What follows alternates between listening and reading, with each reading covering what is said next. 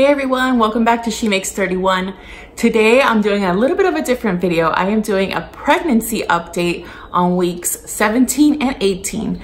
I'm currently 19 weeks pregnant as of this last Wednesday, and this is baby number 3 for us, and it's another boy. I have 2 other boys, ages 7 and ages 3. So we're really excited about this, so stick around and I'll talk to you about what I'm feeling.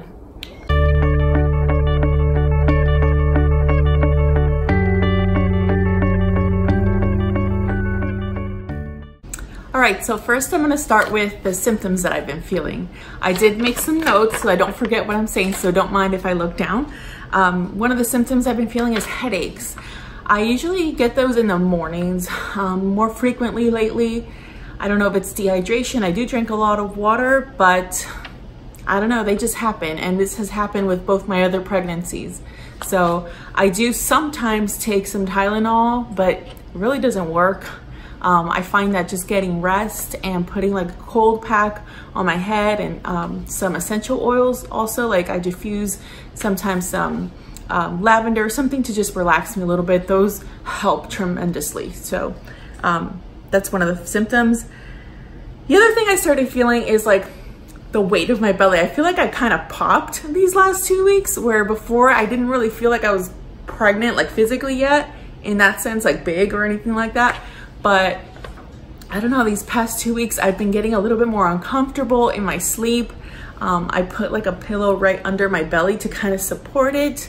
I think I sleep with, I don't even know, 1, 2, 3, 4, like 5 pillows. I sleep on my side, 2 pillows under my head, 1 in between my legs, 1 behind my back, and 1 under my belly. So I take up most of the bed, so. Yeah. Another thing I've been experiencing that I also experienced with my first 2 is pubic bone pain. And man, let me tell you, that's not fun. Like, you kind of feel like you're splitting in half.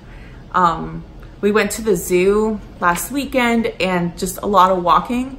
And man, I really felt it then, and it's not fun. One of the things that I know works to relieve that, which I need to go do, is go see a chiropractor. My chiropractor, you know, after adjusting me and everything, I feel so much better. With my first, it was really bad tailbone pain. Thankfully, I haven't experienced that this time. So far, it's only been the pubic bone pain. So that's something I've also been experiencing. As far as cravings go, I've never really had cravings during pregnancy, which I know sounds weird, but not for something particular or like general, like I want pickles or I want ice cream or whatever. It's more like if I hear something like, I don't know, like a meal from Cracker Barrel, I'm like, ooh, that sounds really good. Oh, I really, really want that. And it's just what I crave for that day, but it's not something that is like a constant craving. I usually and normally have like a sweet tooth. I love sweets, I love chocolate and all sorts of stuff. But it's weird that this pregnancy, I find myself not really craving sweets. Like, we got some ice cream the other day and I couldn't even finish it, which is like unheard of for me. So that's definitely a change, which is a good thing, because, you know, I'm trying to keep my weight down, not gain so much this pregnancy. So not craving sweets is a good thing. Let's see, I've been tired. Really tired. Fatigue is no joke when you're pregnant. It's just, I know a part of it is because I'm not sleeping very good. I wake up a lot to go to the bathroom, and just not feeling comfortable. I usually, when I'm not pregnant, I sleep on my stomach. So sleeping on my side is like, it's just not my favorite position. So it takes me a while to get to sleep. So I know I'm getting less sleep. And so that's been a little bit of a challenge. So in the daytime, I get tired, like I get sleepy, and it's like this crazy sleepiness that I can't shake off. And I have my 3-year-old with me while my 7-year-old is at school. So I have to try and like keep awake, you know, to just have some energy for him. So that is definitely something I'm, you know, struggling with. As far as nausea, okay, so week 17, I had the stomach flu, and it was the worst. Like, it's like traumatic thinking about it. But yeah, I had, of course, nausea. I was throwing up and everything. But aside from like the pregnancy, you know, that I don't think that was pregnancy related. So that thankfully has subsided. I had really bad like morning sickness that was like all day morning sickness during my first trimester, and kind of like up till like week 16, I would say. I do get a little bit nauseous here and there in the mornings. I still gag every time I brush my teeth, but that's normal and it's better than, you know, puking. So that's good. And a little TMI, but my nipples are sore. They are so sore. Like, I didn't have this problem with my first two, in that like after the first trimester, it was pretty much gone. Like I wasn't, you know, having any pain or whatever. But this time around, it's just like, oh, like my 3-year-old comes and he wants to like jump on me and play. And I'm just like, dude, be careful, watch out for mommies. We call them Milky Milks because that's what he called them when he nursed. I'm like, be careful, they hurt. So that hasn't been fun, and it's lasted, and I don't know if it's gonna last through the rest of the pregnancy, but it's possible. So yeah. And now I wanna talk about emotional symptoms. So I'm gonna get real here with you guys. Pregnancy is great and it's wonderful, but for me, I've struggled with it emotionally. I have a history of postpartum depression and postpartum anxiety. Postpartum anxiety with my first, and postpartum depression with my second. I have experienced it also during the perinatal period, which is, you know, while you're pregnant. I didn't get any help with my first, and I kind of just suffered through it. With my second, I had to do something about it because it was just affecting my whole family and me, and it was just not good. So I did reach out to my midwife, and I was able to get on some antidepressants, which I was totally against the first time around. But at this point, I knew that I had to do something, and I had tried all the natural alternatives and all that, which, you know, some of them are great and they work for a lot of people. So if that works for you, that's great. But for me, it wasn't working, and it was pretty bad. I will probably do a video on my experience with that in more detail, but I am still on my medication, and I'm under my midwife's supervision with that. So we feel that the benefits outweigh the risks, and that's been a hard thing for me to kind of accept. And a lot of people won't agree with it, and that's okay, you know, but we feel that this is what's best for us and our family. And, you know, if you knew about my story, then you would probably agree. So I have been experiencing some anxiety and some depression after we had the stomach flu, and the flu before that. It like really took a toll on me. I just felt kind of defeated and tired and just like emotionally drained, because it wasn't just me that was sick, it was my kids. And you know, everything kind of goes downhill when you're sick. You know, you can't do much around the house, you're tired, you're sick, so you can't clean, you can't do laundry, all this stuff. And so now I'm like backed up, and so I get overwhelmed. Like when my house is just a wreck, like I get overwhelmed and I get kind of like down and everything. I just feel kind of like, it's too much for me to do. So I was experiencing that for probably like 2 weeks. I would say it's getting better. You know, it's never been as bad as it was when I was without medication, thank God. But it has been getting better. One of the things that I find helpful, and if you're experiencing this, know that you're not alone.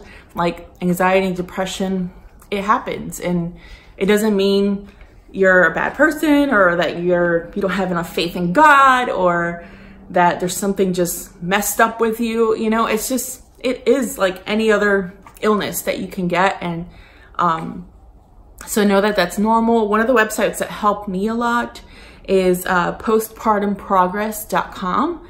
It helped me kind of to realize that what I was feeling wasn't just normal baby blues or anything like that.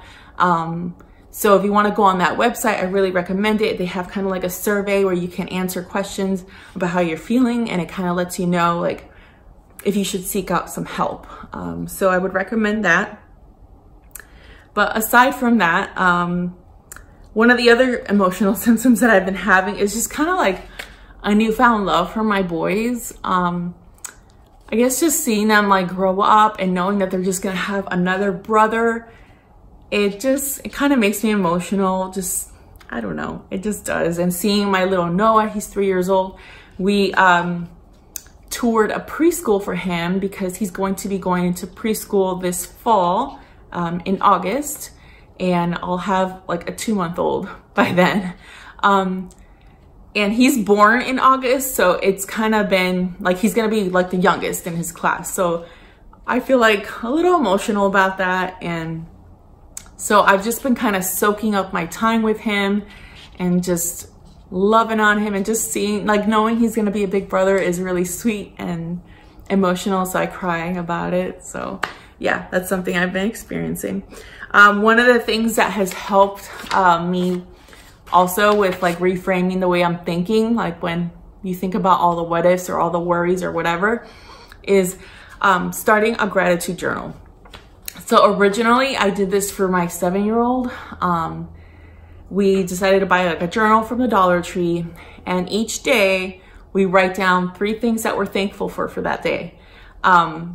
And so at first I got it for him, and I just thought, you know what, why don't I do one? You know, I need to do that because I want to reflect on my day and think about the blessings of that day. You know, how God was so gracious to me that day, or, you know, little things like I got a hot shower, you know, or I don't know, I saw my boys loving on each other, and I'm so thankful for that. And it's, you know, even on hard days, one of the things that has helped me is just to think about the good little things, you know, even if they're little things, think about those things and hang on to those things to get you through the next day.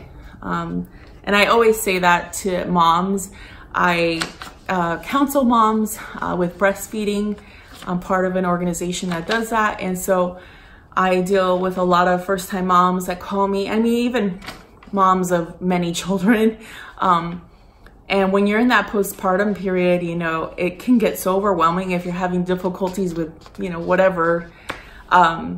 It's so easy to just think about that, all the bad stuff, and this isn't gonna get any better and all these things. But one of the things that helped me is just to think of that, even if it's one thing, think of that one thing that day that you can hang on to that was good and that you can just meditate on, you know? One of the things also that helped me is like scripture. You know, I'm a Christian, and hanging on to God's promises and his word in the Bible, you know, I would write them down on like a Post-it and put it on my, you know, in my room, like in my walls. Why? Because it reminds me of truth. You know, when the lies come in and the enemy just tries to tell you all these horrible things about yourself, you know, God's truth overpowers those lies. But you have to kind of constantly be filling yourself up with that truth. So that's also something that can be helpful. Let's see. I have a 20-week ultrasound coming up here soon, which will be like the full anatomy scan. So that'll be an exciting appointment. I am planning on having a home birth. My first was at a hospital, and it wasn't the experience that we had hoped for. But my second, Noah, I had at home, and it was just night and day, the experience. It was just wonderful, and I'm just excited to do it again. Of course, you have to be medically cleared for this. It's not something that just anybody can do. If you're of higher risk or anything like that, then it's not recommended. And even still, you know, I'm planning the home birth, but you know, things can come up. So I will keep you guys updated on that. But so far, everything's good for the home birth.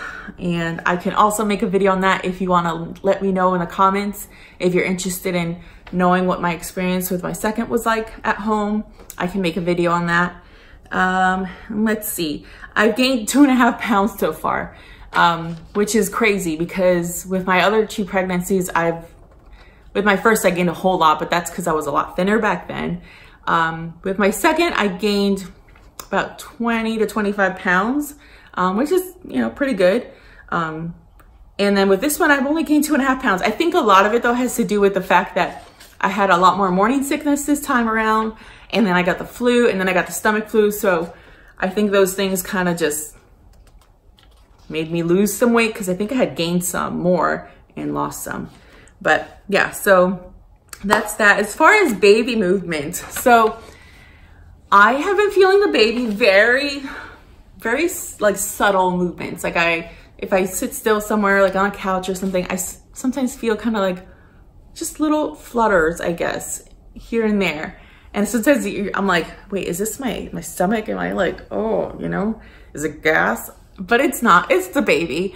But it's not a lot of movement like I felt with my second, Noah. At 13 weeks, I felt him like moving. But then again, he's like a crazy little boy, so that's probably why I start feeling him early. But yeah, so just a little bit of movement. Nothing too crazy or anything like that.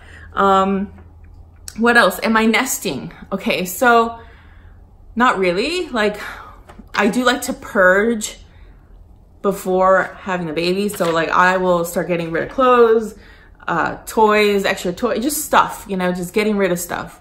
I like to do that. And so I'm not nesting yet. But one of the things that is helping me with anxiety is I started my baby registry, which I know is kind of early, but to me, it kind of like takes my mind off of like worries or whatever, any kind of problems. And it just, you know, it's the fun part of it. It's like, oh, let's see, which stroller do I want, or what this or that, you know? I do have a lot of the items, you know, I kept the clothes for my boys. So baby will have some stuff already. You know, I do have a lot of stuff, but there are some things that I will still need. So a stroller being one of them, and a car seat. So if you have any recommendations on that, let me know. I'm still debating on whether I want one of those strollers that could be used for 2 kids, because Noah will be like 3, almost 4 when baby's born. And so I don't know if it's even necessary. I don't know. So let me know in the comments below if there's a stroller that you love. Tell me, because I am researching and trying to figure out which one I want.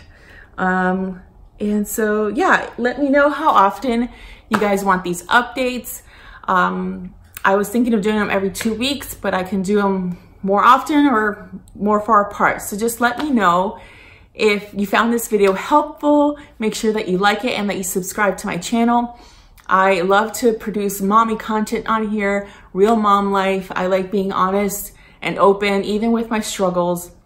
My life is nowhere near perfect, but I just want to be able to encourage and motivate you, be it through pregnancy or, you know, keeping your house clean or whatever, like just motivating you, making things. I love to make things. One of the things that I want to do is make myself some pregnancy or maternity clothes, which can sound intimidating to some, like, you sew your clothes.